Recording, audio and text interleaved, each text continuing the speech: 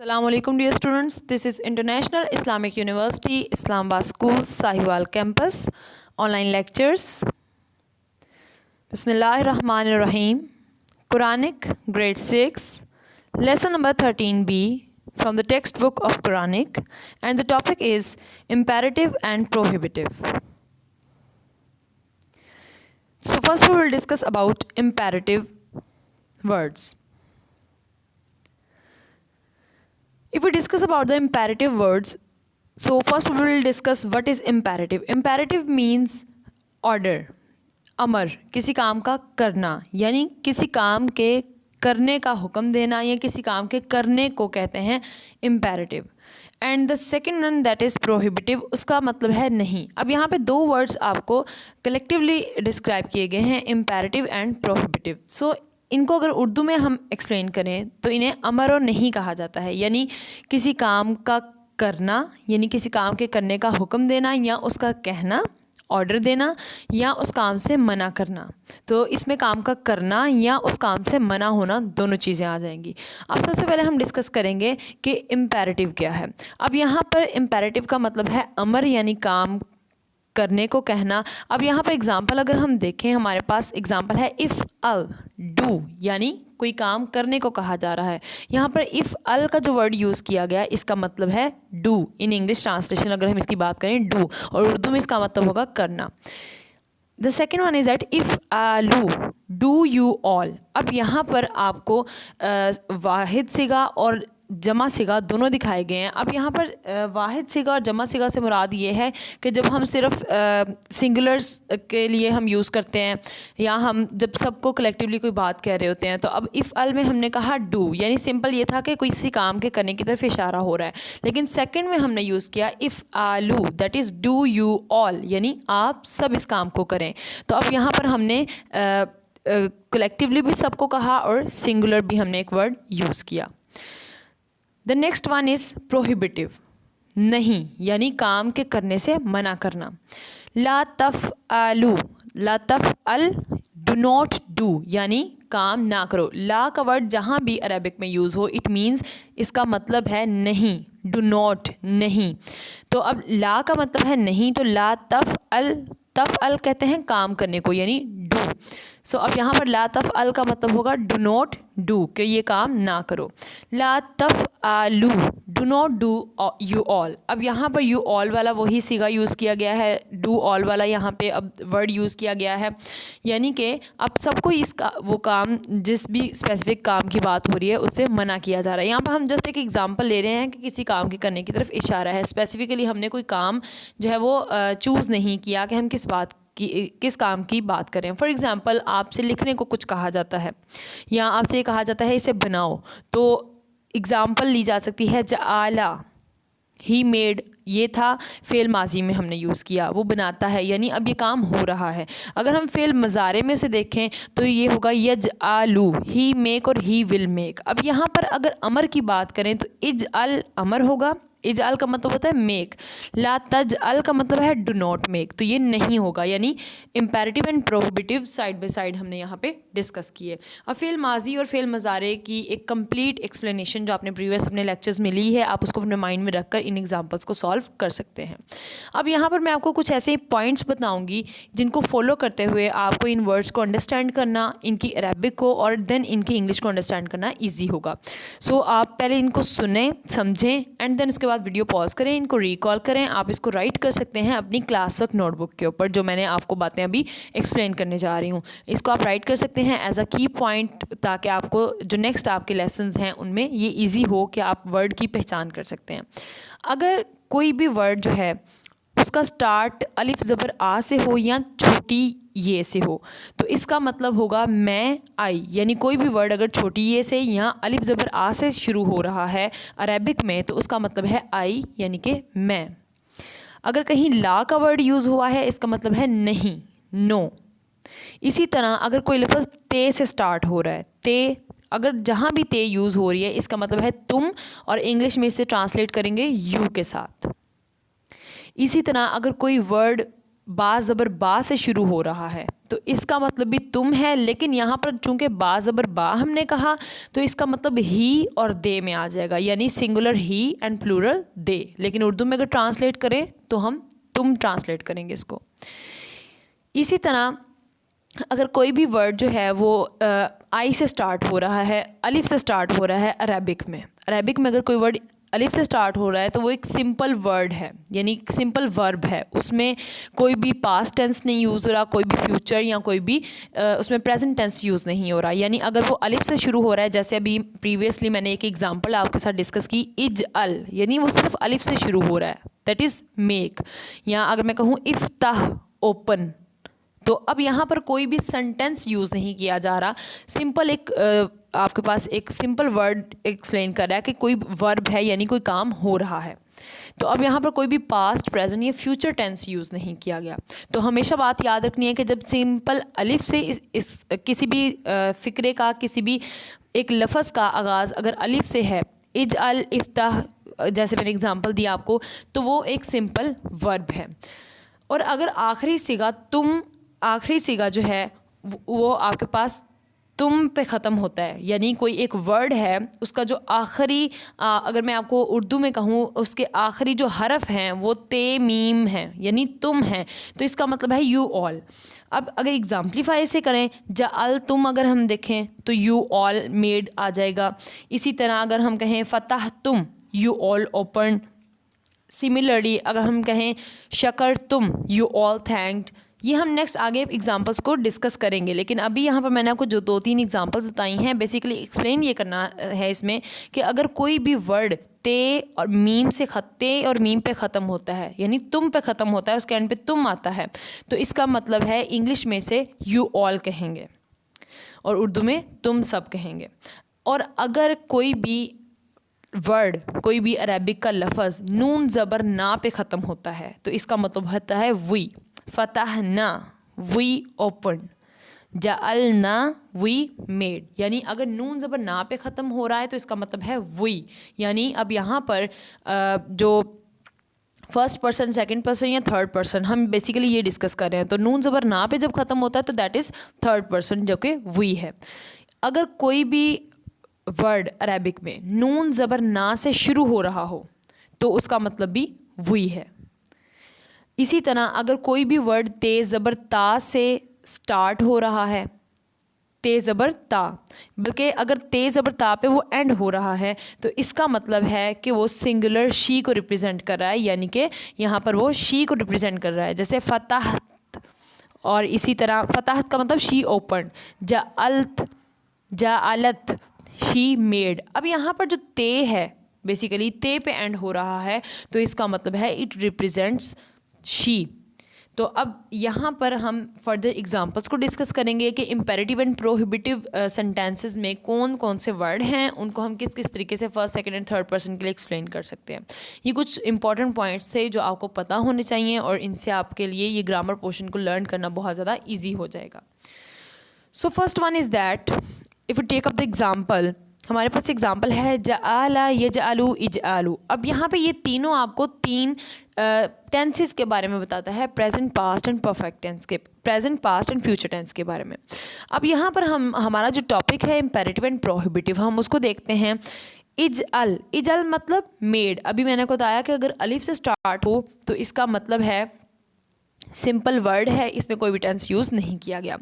इजआलू make you all, लतजअल do not make, लतजआलू do not make you all.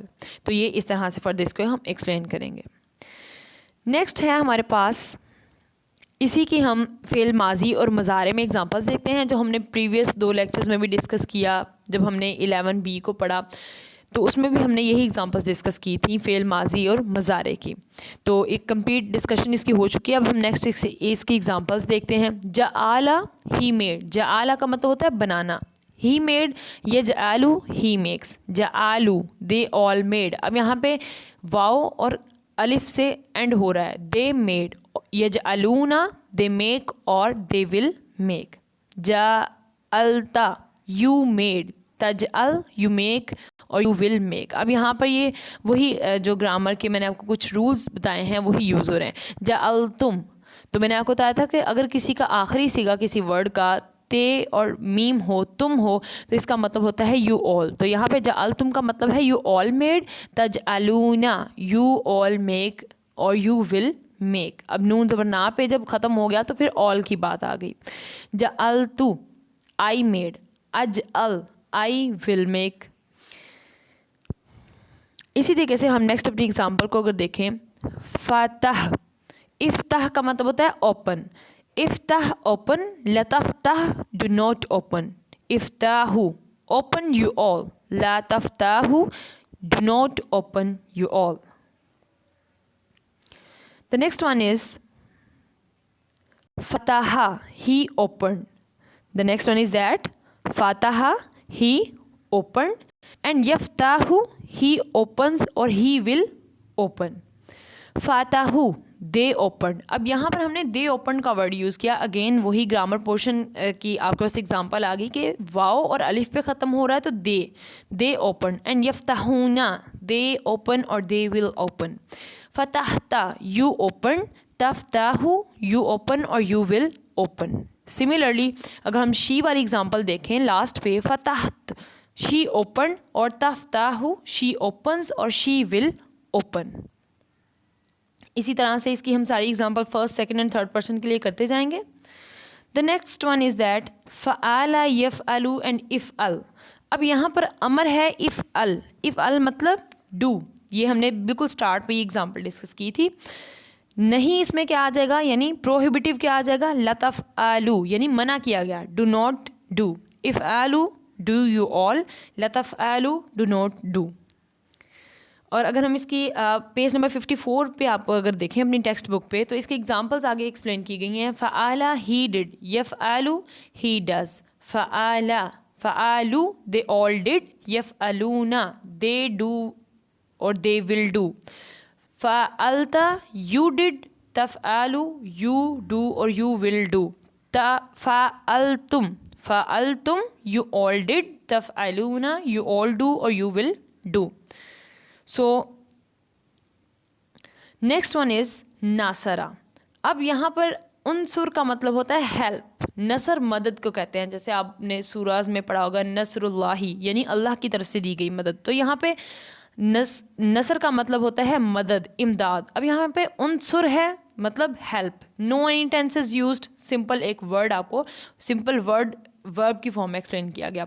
लतनसुर do not help, उनसुरु अमर again plural के लिए आ गया, हेल्प यू ऑल। ला तंसुरु नहीं में क्या आएगा, प्रोहिबिटिव में क्या आएगा, do not help.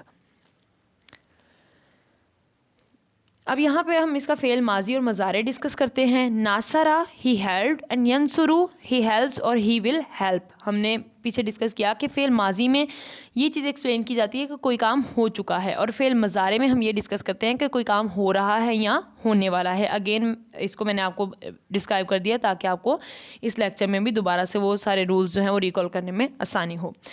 The second one is नसरता यू हेल्प्ड, तंसुरु you will help or you help. Nasartum you all helped, you all help or you will help. Nasarat she helped, tansuru she helps or she will help.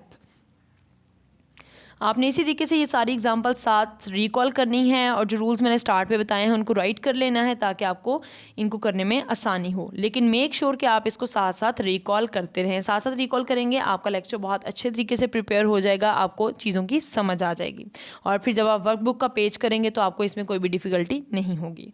The next word is that खालाका, यखलुकु उखलुक। अब यहाँ पे अमर जो है, उखलुक मतलब create करना। अब क्रिएट करना यानी खल्क करने वाले को कहते हैं कि जिसने बनाया हो। अब यहाँ पे उखलुक का मतलब है क्रिएट, और अमर क्या होगा, उखलुकु क्रिएट यू ऑल। नहीं में अगर हम देखें, प्रोहिबिटिव में देखें, ला तखलुक यू डू नॉट क्रिएट, ला तखलुकु do not create you all. इसकी एग्जांपल्स अगर हम देखें फ़ेल माजी और फ़ेल मज़ारे में, खाला का ही क्रिएटेड, यखलुकु ही क्रिएट्स और ही विल क्रिएट्स। इसी तरह अगर हम सेकेंड पर्सन के लिए लें, खलक तुम यू ऑल क्रिएटेड, तखलुकूना यू ऑल क्रिएट और यू विल क्रिएट। खालक तू आई क्रिएटेड, अब ते पे ख़त्म हो रहा है, तो आपको अभी एक्सप्लेन किया था कि जैसे अगर ते पे ख़त्म हो तो इसका मतलब है कि अब यहाँ पर आई जो है वो यूज़ किया जा रहा है इंग्लिश में। आई क्रिएटेड अखलुकु, आई अलिफ ज़बर आ। अब अलिफ ज़बर आ मैंने कहा था कि किसी अगर वर्ड का स्टार्ट अलिफ ज़बर आ से है तो इसका मतलब है वहाँ पे मैं आई को डिस्कस किया जा रहा है। सो आई क्रिएट और आई विल क्रिएट। खालक ना, ही वी क्रिएटेड। अब नून ज़बर ना मैंने कहा आपको बताया कि अगर नून ज़बर ना पे ख़त्म हो रहा है तो वो वी के लिए यूज़ होगा। वी क्रिएटेड नखलुकु, वी क्रिएट और वी विल क्रिएट। खालकत, शी क्रिएटेड और तखलुकु, शी क्रिएट्स और she will create. Next one हमारे पास एग्जाम्पल है राज़ाका, अर्जुकू। अमर जो है यहाँ पर राज़ाका प्रोवाइड करने वाले को कहते हैं, प्रोवाइडर को कहते हैं। रज़ाक प्रोवाइडर को कहा जाता है, जैसे कि अल्लाह ताला की सिफ़ात में से है, अल्लाह ताला की सिफ़ाती नाम में रज़ाक है तो उसका मतलब है प्रोवाइडर। तो अब यहाँ पर राज़ाका का मतलब अर्जुक प्रोवाइड, अर्जुकू प्रोवाइड यू ऑल। ला तरजुकू डू नॉट प्रोवाइड, ला तरजुकू do not provide you all. अब यहाँ पर आपके पास अमर और नहीं यानी इम्पेरेटिव एंड प्रोहिबिटिव दोनों यूज़ किए गए। उर्जुक प्रोवाइड, ला तुर्जुक डू नॉट प्रोवाइड। उर्जुकू प्रोवाइड यू ऑल, ला तरजुकू do not provide you all. अब नेक्स्ट में अगर देखें इसकी एग्जांपल फ़िल माजी और मज़ारे में, राज़ाका ही प्रोवाइड, यरजुकू ही प्रोवाइड्स और ही विल प्रोवाइड। राज़कता यू प्रोवाइड, तरजुकू यू प्रोवाइड और यू विल प्रोवाइड। राज़क तुम, अगेन ते और मीम पे ख़त्म हो रहा है तो यू आएगा यहाँ पर। यू ऑल प्रोवाइड, तरजुकूना यू ऑल प्रोवाइड और यू विल प्रोवाइड। रज़कतु आई प्रोवाइड, अर्जुकू आई प्रोवाइड और आई विल प्रोवाइड। राज़कत शी प्रोवाइड, तरजुकू शी प्रोवाइड्स और शी विल प्रोवाइड। हम इसी सीक्वेंस में तमाम तरह एग्जांपल्स को देखेंगे फ़ेल माजी मज़ारे में first, second and third person के लिए। अब नेक्स्ट वन एग्जांपल हमारे पास है ज़िक्र। ज़िक्र का मतलब होता है रिमेंबर करना, किसी चीज़ को दोहराना। उज़कुर रिमेंबर, ला तज़कुरु डू नॉट रिमेंबर। उज़कुर रिमेंबर यू ऑल, ला तज़कुरु डू नॉट रिमेंबर। अब यहाँ पर रिमेंबर का मतलब है याद रखना, किसी चीज़ को दोहराना। तो अब फ़िल माजी और मुज़ारे में हम देखते हैं ज़ाकर ही रिमेंबर्ड, यज़कुरु ही रिमेंबर्स और ही विल रिमेंबर। इसी तरह अगर हम देखें सेकंड पर्सन के लिए, ज़कर तुम यू ऑल रिमेंबर्ड, तस्कुरूना यू ऑल रिमेंबर और यू विल रिमेंबर। इसी तरह अगर शी के लिए देखें, ज़ाकरत, अभी आपको एक्सप्लेन किया कि ते जहाँ पर एंड हो रहा हो इट मीन्स वो शी के लिए डिस्कस किया जा रहा है। सो शी रिमेंबर्ड और तस्कुरू शी रिमेंबर्स और she will remember. The next example is that उश्कुर थैंक, ला तशकुर डू नॉट थैंक। उश्कुरू थैंक यू ऑल, ला तशकुरू do not thank you all. शाकरा ही थैंक, यशकुरू ही थैंक्स और ही विल थैंक। शाकरू दे थैंक्ड, यशकुरूना दे थैंक और दे विल थैंक। शकरतु आई थैंक्ड, उश्कुरू आई थैंक और आई विल थैंक। शकरना वी के लिए यूज़ हो रहा है, वी थैंक्ड, और नशकुरू वी थैंक और वी विल थैंक। शकरत शी थैंक्ड, तशकुरू शी थैंक्स और she will thank. Okay dear students, this is end of your lesson. So now you have some homework. Open up your diary, write down date, subject and then write down your diary. That is do lesson 13B on your workbook and learn it. आप लोगों ने lesson 13B अपनी workbook पे solve करना है, बिल्कुल इन्हीं principles को use करते हुए वो solve होगा, आपने इसको solve करना है, then आपने इन दोनों lessons को learn करना है अच्छे तरीके से. Okay dear students, this is end of the lesson. Allah Hafiz.